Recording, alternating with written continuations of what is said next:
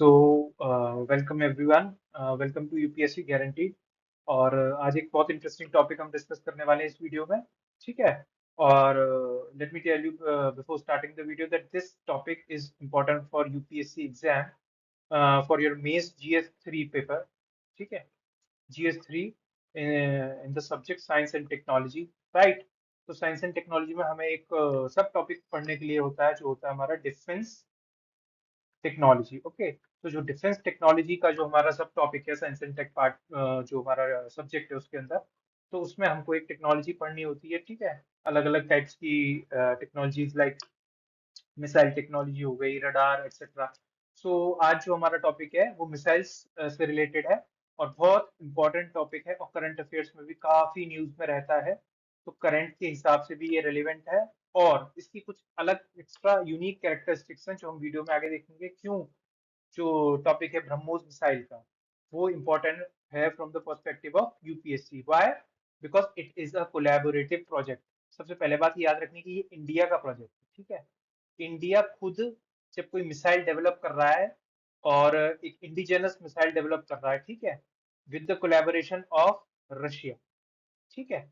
तो रशिया और इंडिया के कोलैबोरेशन से अगर कोई मिसाइल डेवलप हो रही है जो इंडिया कर रहा है इंडिजिनसली, तो आपको एक बात समझनी होती है कि यूपीएससी को या फिर गवर्नमेंट को, या गवर्नमेंट का कोई भी एग्जाम हो, तो ये हमेशा एक प्रायोरिटी टॉपिक होता है कि इंडिया किस चीज में आगे जा रहा है। अगर इंडिया खुद से मिसाइल बनाने की कोशिश कर रहा है तो वो अपने आप में ही एक बहुत ज्यादा हाईलाइटेड टॉपिक हो जाता है यूपीएससी के पर्सपेक्टिव से।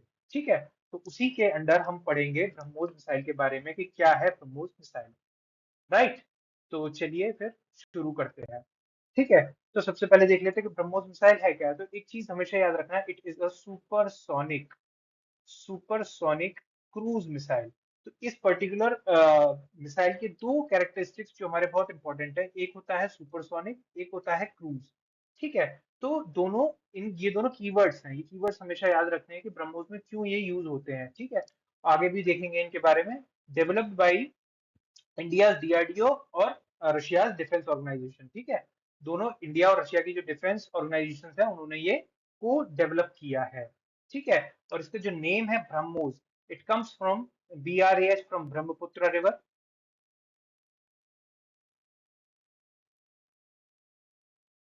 And MOS for Moscow. ठीक है। तो ये रशिया की रिवर है, ये इंडिया की रिवर है। तो रिवर्स के नाम को कंबाइन करके और एक नया नाम दिया इस मिसाइल का नाम जो है ब्रह्मोस। ठीक है। सुपरसोनिक का मतलब आप समझते हैं कि सुपरसोनिक क्यों बोलते हैं। देखो सोनिक क्या होता है, बेसिकली हम जब भी स्पीड ऑफ मिसाइल को, जब हम स्पीड ऑफ मिसाइल मेजर करते हैं, तो हमेशा हम speed of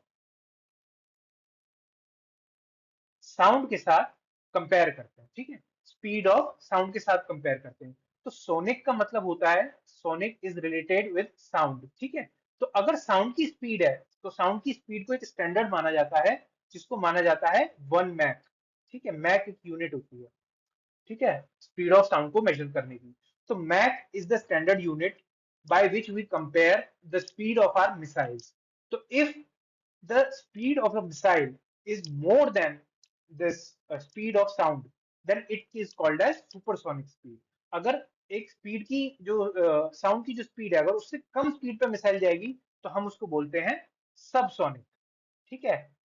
the speed of missile is less than the speed of sound. ठीक है। If the speed of missile is more than the speed of sound, then it is called as supersonic missile. ठीक है। तो ये जो दो keywords हैं ये हमको बेसिकली समझने हैं कि इसका मतलब क्या है। अब बात करते हैं क्रूज मिसाइल की। क्रूज मिसाइल किसको बोलते हैं? क्रूज मिसाइल सिंपली वो मिसाइल बोली जाती है जो जब फायर की जाती है, जो जब फायर की जाती है किसी भी टारगेट के ऊपर, ठीक है, तो उसको कंटिन्यूअसली कंटिन्यूअसली गाइड भी किया जाता है। ठीक है।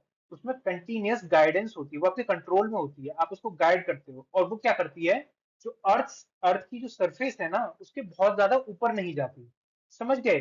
बहुत ज्यादा ऊपर नहीं जाती। और जो उसके रास्ते में ऑब्स्टिकल्स आएंगे, सपोज ये पहाड़ आया, ऑब्स्टिकल्स आएंगे तो वो उसको क्या करेगी, ओवरकम करते हुए जाती है और अपने टारगेट को हिट करती है। तो आप ये देख रहे हो कि एक तो बहुत हाइट पे नहीं जा रही, पहला पॉइंट। दूसरा क्रूज मिसाइल का है, उसको कंटिन्यूसली गाइड करते हुए जाते हैं, वो गाइड मैन्यूवरेबिलिटी बोलते हैं जिसको, वो होता है। दूसरी चीज, अगर ऑब्स्टिकल्स आते हैं रास्ते में, तो उन ऑब्स्टिकल्स को भी क्या करती है, वो अवॉइड करते हुए जाती है और टारगेट को हिट करके आती है एट एनी कॉस्ट, चाहे बीच में कुछ भी आ जाए। वो क्या करेगी, अपना रास्ता तुरंत चेंज करेगी और वो इसी तरीके से क्रूज करते हुए जाती है, इसलिए इसको बोलते हैं क्रूज मिसाइल। ठीक है, अब आप खुद सोच सकते हो कि अगर कोई मिसाइल मैंने टारगेट पे फायर की है, और अगर वो क्रूज मिसाइल है और बीच में चाहे कोई भी ऑब्स्टिकल आ जाए, तो आप ये सोचो कि ये कितनी लीथल हो जाती है मिसाइल, कि ये टारगेट को हिट करके ही आएगी, चाहे कैसे भी जाए, चाहे इसे कितना भी घूमना पड़े, ये घूमेगी वापस टारगेट पे ही हिट करेगी। ठीक है, तो ये इसका एक बहुत ही अच्छा और यूनिक फीचर होता है क्रूज मिसाइल्स का। और जो कि इसका जो कंपैरेटिव एनालिसिस होता है बैलिस्टिक मिसाइल से, बैलिस्टिक मिसाइल्स इस तरीके की नहीं होती, वो एक बार फायर कर दी उसके बाद भूल जाओ, उसके बाद आपने टारगेट लॉक किया, टारगेट लॉक करके फायर कर दिया, उसके बाद वो टारगेट पे जाके हिट करेगी, उसका पूरा मैकेनिज्म और ट्रेजेक्टरी अलग होती है, वो भी आगे की स्लाइड में हम देखेंगे। लेकिन इसका यह है, अगर टारगेट मूव कर रहा है, टारगेट मूव भी कर रहा है, तो इस टारगेट के पीछे पीछे जाएगी, ये क्रूज करते हुए उसके पीछे जाएगी, पर उसको हिट करके ही आएगी। तो it makes this particular missile a lethal missile. And believe me, India has done a great job in developing this particular missile. Now we'll see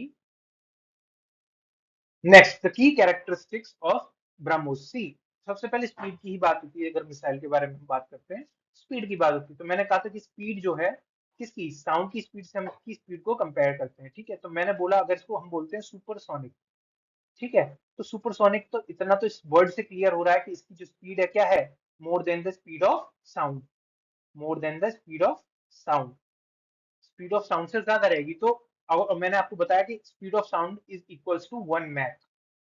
ठीक है, मैक एक यूनिट होती है जो स्पीड ऑफ साउंड के लिए हम स्टैंडर्ड यूनिट मानते हैं।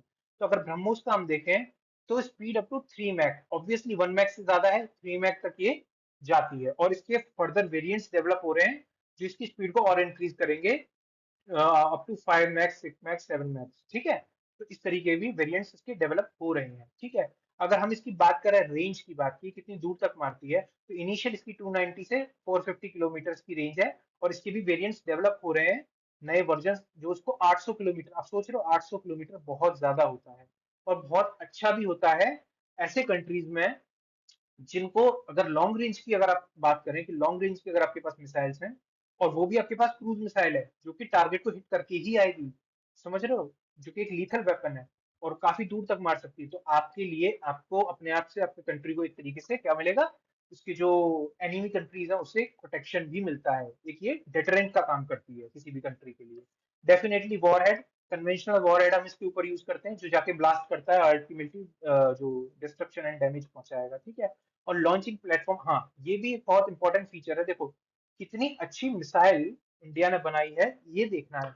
इसको लॉन्च करने के लिए भी इसको इतना फ्लेक्सिबल बनाया है कि लैंड से भी लॉन्च कर सकते हो, सी में से भी लॉन्च कर सकते हो, हवा से, मतलब आप किसी फाइटर जेट में लगा के इसको वहां से भी लॉन्च कर सकते हो, सबमरीन में भी लगा के इसको लॉन्च कर सकते हो। तो इसकी इतने डिफरेंट डिफरेंट वेरिएंट्स बनाए गए हैं कि ताकि ये इतनी flexibility to our defence forces provide कर पाए कि वो आराम से हर जगह से इसको ऑपरेट कर सकें। तो किसी भी सिचुएशन में, चाहे वो हमारे, जो हमारे शिप्स हैं जो वाटर्स के अंदर अपनी ड्यूटी देते हैं, ठीक है, चाहे वो हमारे जो एयरफोर्स है, चाहे वो बॉर्डरिंग नेशन जो हमारे बॉर्डर्स हैं वहां पर है, ठीक है, हर जगह पर ये फीजिबल हो पाए इसको लॉन्च करना, उस तरीके से इसको डेवलप किया हुआ है। तो ये इसकी बेसिकली की कैरेक्टरिस्टिक्स थे जो कि इसको काफी हेल्प, मतलब बेनिफिशियल बनाते हैं हमारे कंट्री के लिए। ठीक है, अब बात, जैसे मैंने आपको क्रूज मिसाइल के बारे में समझाया, तो देखो क्रूज मिसाइल के क्या फीचर्स होते हैं, अभी आपको पता है, लो ऑल्टीट्यूड फ्लाइट। सबसे पहली बात ये समझनी है कि अगर ये हमारी क्या है, अर्थ सरफेस है, अर्थ सरफेस से थोड़ा ऊपर चल के और ये मिसाइल क्रूज करते हुए जाती है, ठीक है, टारगेट करती है। सबसे अच्छा जो बेनिफिट होता है लो ऑल्टीट्यूड का, ये बेसिकली क्या होता है, इससे क्या फायदा मिलता है नीचे, इससे फायदा ये मिलता है कि जो एनिमी कंट्रीज जो हैं, जो हमारे एनिमी कंट्रीज हैं, ठीक है, एनिमी कंट्रीज हमेशा मिसाइल अटैक को कैप्चर करने के लिए रडार्स का यूज करते हैं। ठीक है, वो रडार्स लगा के रखते हैं ताकि अगर कोई मिसाइल उनके ऊपर अटैक करे, तो रडार उसको कैप्चर करेगा, और एक एंटी मिसाइल जाके उसको क्या करेगा, डिस्ट्रॉय कर देगा मिसाइल को, जाके एक मिसाइल जाएगी वहां से, और वो उसको रडार कैप्चर करेगा और एक मिसाइल लॉन्च करेगा, और वो मिसाइल क्या करेगी, जो इनकमिंग मिसाइल है उसको क्या कर देगी, डिस्ट्रॉय कर देगी।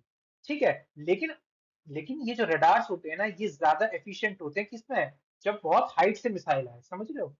हाइट पे अगर मिसाइल होगी तो उसको ये कैप्चर करने में क्या रहते हैं, बहुत ज्यादा केपेबल होते हैं, ठीक है। लेकिन अगर लो अल्टीट्यूड है, अगर बहुत नीचे से है, लो अल्टीट्यूड एट सरफेस से थोड़ा ही ऊपर अगर कोई मिसाइल आती है ना, उसको ये रडार्स नहीं कैप्चर कर पाते इजीली, समझ गए। तो इस वजह से ये क्रूज मिसाइल को क्या बना देता है, लीथल बना देता है, समझ गए। तो वही चीज देखो, in the vicinity of the earth surface making it difficult to detect by radar. तो ये क्रूज मिसाइल का हमारा पहला जो है फीचर है। सेकंड, हमको पता है जेट प्रोपल्शन है, ठीक है, जेट इंजन यूज होता है इसके अंदर, जो कि इसको थर्स्ट प्रोवाइड करता है, ठीक है, continuous thrust and manoeuvrability. Manoeuvrability मैंने आपको बताया कि किस तरीके से उसको नेविगेट करना होता है, गाइड करते हुए टारगेट तक जाना होता है, तो वो भी हम इसको कंट्रोल कर सकते हैं, बेसिकली ये कंट्रोलेबल है, आप लॉन्च करके इसको कंट्रोल कर सकते हो। बैलिस्टिक मिसाइल्स के साथ आप ये नहीं कर सकते, ठीक है। थर्ड पॉइंट जो हमारा आता है इसमें, advance guidance. Advance guidance means cruise missiles are equipped with sophisticated guidance system. आप इसको गाइड कर सकते हो, और उससे क्या होता है, जब आप कंटिन्यूसली कंट्रोल कर सकते हो और गाइड कर सकते हो, तो उससे क्या होगा, precise precise hitting of the target. अगर आप कोई टारगेट सेट किया है, आप उसको बहुत प्रिसाइजली जाके मार सकते हो। जैसे आपने बहुत सारे एग्जांपल्स देखे होंगे, काफी एग्जांपल्स, जैसे काफी नेशंस में वॉर चलती रहती हैं, जैसे इजराइल एमएस और ये सब वॉर चल रही हैं। तो जब भी प्रिसाइज हिट करना होता है ना, कि आसपास की चीजों को ज्यादा डैमेज ना पहुंचे, सब सपोज कोई एक टेररिस्ट एक बिल्डिंग में अंदर बैठा हुआ है और ये पता चल गया, तो केवल इस बिल्डिंग को टारगेट किया जाएगा और ऐसी ही मिसाइल छोड़ी जाएगी जो क्या करे, सिर्फ प्रिसाइजली इस टेररिस्ट को मारे और इसके आसपास बहुत ज्यादा डैमेज क्रिएट ना करे। इससे क्या बोलते हैं, प्रिसाइज हिटिंग बोलते हैं। और precise hitting of the targets, उसमें क्रूज मिसाइल बहुत ज्यादा हेल्पफुल होती है। तो बेसिकली हमने ब्रह्मोस समझा, ब्रह्मोस क्या है, क्रूज मिसाइल है। अब क्रूज मिसाइल के हमने क्या क्या तीन फीचर्स देखे, low altitude flight, jet propulsion and advanced guidance and precise hitting. ये है हमारे इसके यूनिक फीचर्स, ठीक है। अब थोड़ा सा इसका कंपैरिजन देखते हैं बैलिस्टिक। तो एक तो हमारी क्रूज मिसाइल हुई जो हमने अभी तक देखी, जो है हमारी, इसका एग्जांपल हमें पता है ब्रह्मोस, ठीक है। तो अभी तक हमने जो पढ़ा, देखो लो अल्टीट्यूड है, अभी हमने समझा लो अल्टीट्यूड है, ठीक है।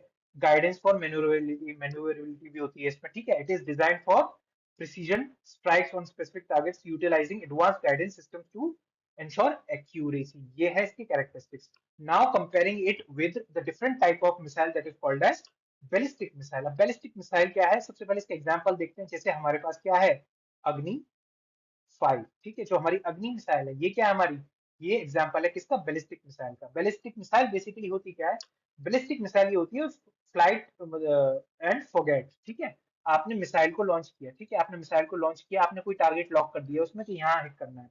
अब बैलिस्टिक मिसाइल क्या जाएगी, ये आउट ऑफ द एटमॉस्फेयर चली जाती है, बहुत ऊपर आउट ऑफ द एटमॉस्फेयर चली जाती है लॉन्च होते ही। और लॉन्च होने के बाद ये री एंटर करती है, इसको बोलते हैं री एंट्री।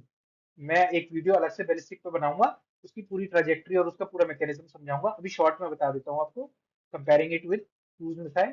तो जब ये री एंट्री करती है एटमॉस्फेयर के बाहर जाने के बाद, वापस री एंट्री करके एटमॉस्फेयर से आती है, और फिर जाती है कहां पर, अपने टारगेट पे, जो इसका इनिशियली लॉक किया हुआ टारगेट होता है, और फिर जाके ये टारगेट को हिट करती है, और ये बहुत ज्यादा डिस्ट्रक्टिव होती है, ये बहुत ज्यादा डिस्ट्रक्टिव होती है। बट आप ये देखते हो कि कितनी हाइट से आएगी, और जब ये हाइट से आती है, तो इसके रडार में कैप्चर होने के चांसेस, डिटेक्ट होने के चांसेस चांसेस बहुत ज्यादा इंक्रीज हो जाते हैं, क्योंकि it has to come from a huge height, okay.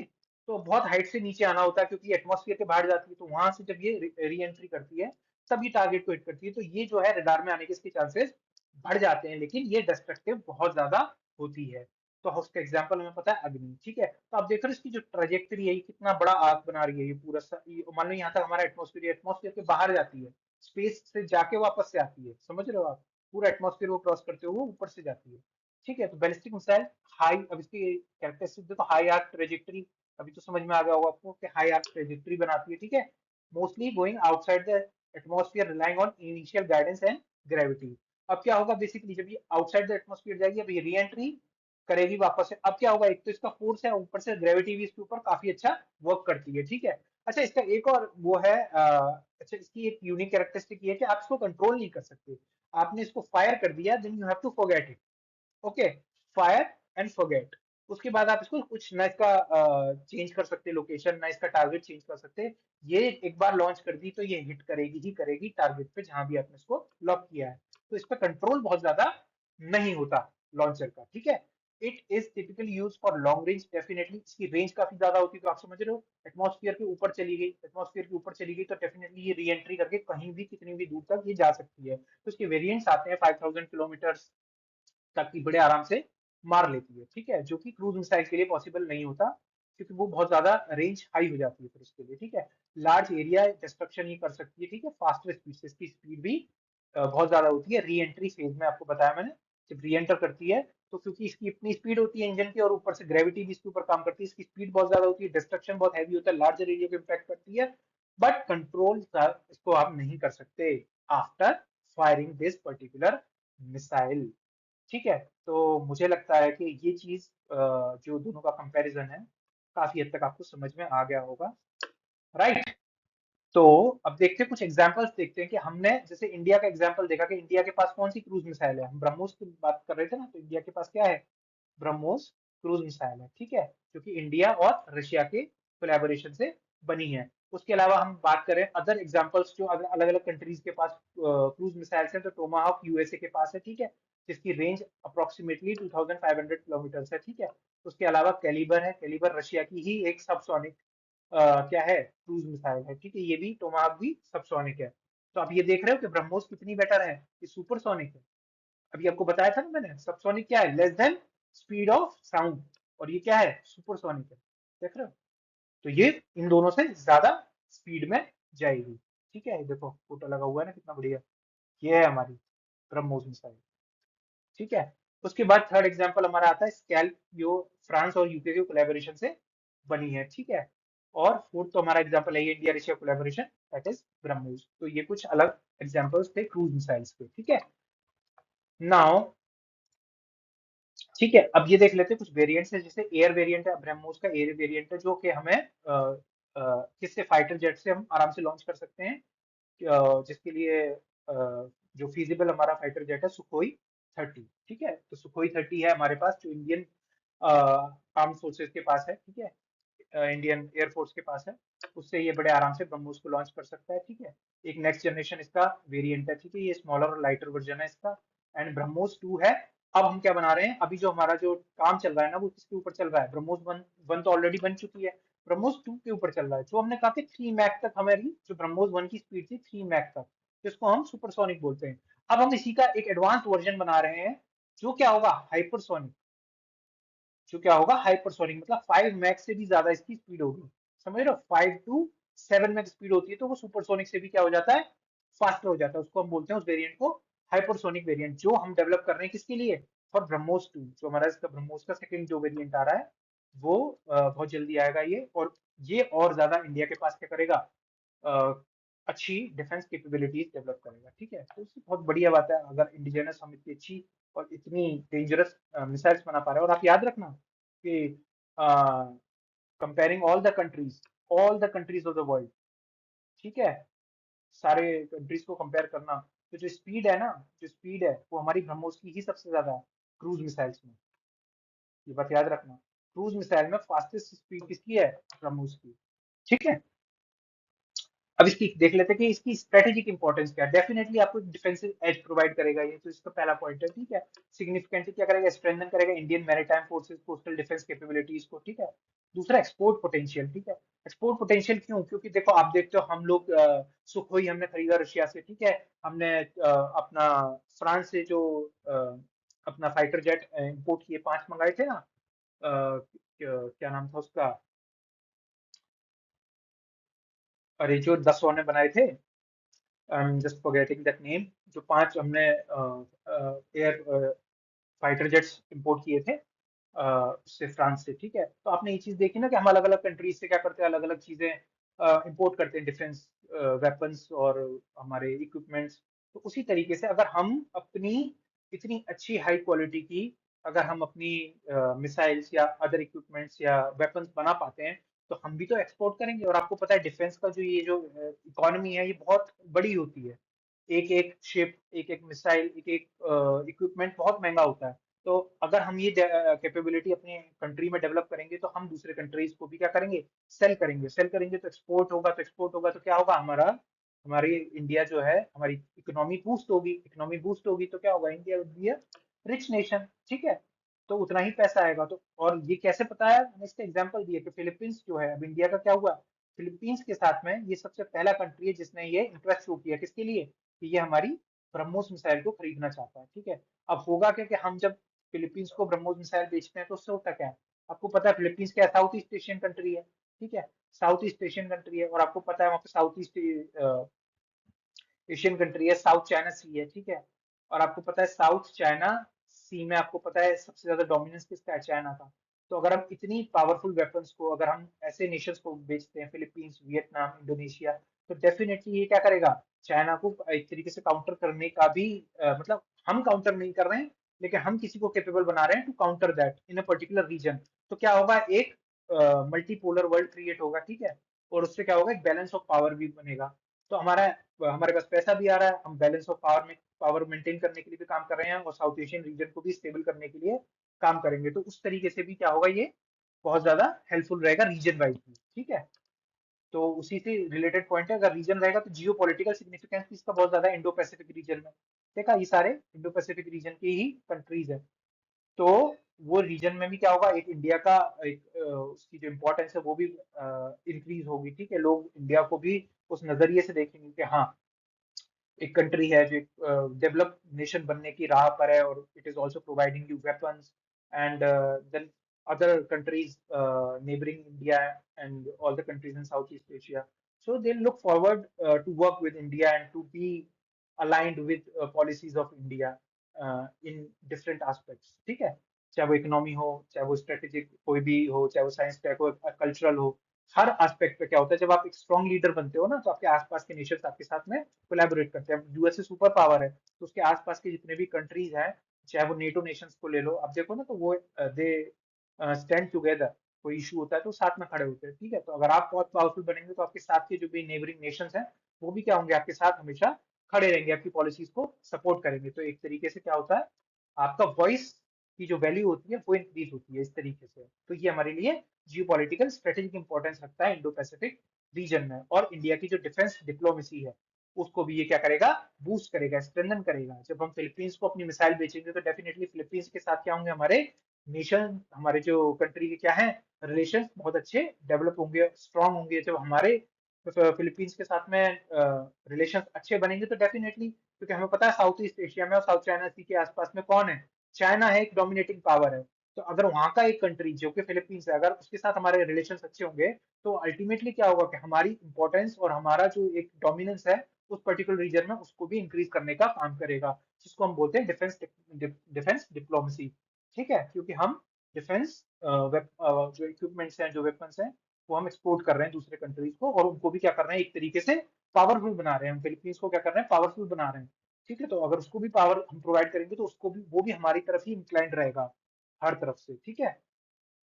तो ये रहता है एक ओवरऑल सिनेरियो जो कि हमारी स्ट्रेटेजिक इंपॉर्टेंस है। तो मुझे लगता है कि अभी तक हमने देखा कि ब्रह्मोस मिसाइल क्या है, कोई क्रूज मिसाइल है, उसके हमने कैरेक्टरिस्टिक्स पढ़े, ठीक है। क्रूज मिसाइल के क्या कैरेक्टरिस्टिक्स होते हैं, ब्रह्मोस मिसाइल के क्या कैरेक्टरिस्टिक्स हैं, ठीक है। हमने अलग अलग एग्जांपल्स देखे कि कौन कौन सी अलग अलग कंट्रीज के पास क्रूज मिसाइल्स है, ठीक है। हमने क्रूज मिसाइल का कंपैरिजन बैलिस्टिक मिसाइल के साथ भी देखा। हमने देखा कि how these cruise missiles are strategically important for us, ठीक है। तो ये इसके कुछ एडवांटेजेस हमारे लिए, ठीक है।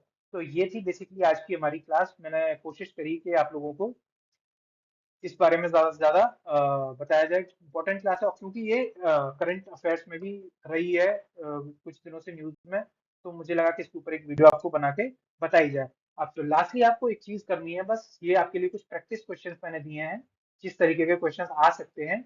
आप कोशिश कीजिएगा कि क्वेश्चंस नोट कीजिए, और ट्राई करना कि क्वेश्चंस में से एटलीस्ट वन और टू आप खुद से लिखें। आप मेरे को भेज भी सकते हैं चैनल पे, ग्रुप पे, जहाँ पर भी अवेलेबल है। तो you can send me after writing these question. ये प्रैक्टिस क्वेश्चन है, तो आप इसको देखिए कि ये क्वेश्चंस आप करिए, एंड डेफिनेटली आपकी जो अ, ये टॉपिक है, मुझे लगता है कि ठीक ठाक तरीके से आपको समझ में आ गया होगा। तो यही थी हमारी आज की क्लास, ठीक है। तो finally I would like to say that like subscribe and share for more videos. और इस तरीके की वीडियोस आती रहेंगी। एक एक टॉपिक्स के ऊपर सब्जेक्ट वाइज भी प्लेलिस्ट बनी हुई है, वो प्लेलिस्ट को भी आप एक्सप्लोर कर सकते हो। Shorts and videos everything is available on this channel. तो धीरे धीरे, और लाइव क्लासेस भी होती हैं, तो you can also be part of those live classes where we'll discuss different subjects and important. And definitely one thing I can tell you very clearly, that there is nothing which is irrelevant from the UPSC perspective, which I'm going to discuss on this channel. I am never going to discuss anything irrelevant from the UPSC's syllabus। ठीक है, तो इस चीज को हमेशा याद रखना। कोई भी फालतू चीज, कोई भी फालतू मटेरियल मेरा आपको प्रोवाइड करने का उद्देश्य नहीं है इस चैनल के थ्रू और वीडियोस के थ्रू। जो आपके एग्जाम के पर्सपेक्टिव से इंपॉर्टेंट चीजें, केवल वही इस चैनल पे आपको देखने को मिलेगी। तो thank you so much for joining me and watching this video. And please subscribe कीजिए चैनल को, शेयर कीजिए अपने फ्रेंड्स के साथ में, लाइक कीजिए अगर आपको वीडियो पसंद आई, अगर आपको वीडियो एनरिचिंग लगी है, अगर आपने कुछ सीखा है तो करिए, नहीं सीखा तो कोई बात नहीं। Thank you so much and all the very best, and मिलते हैं नेक्स्ट वीडियो के साथ। Thanks a lot.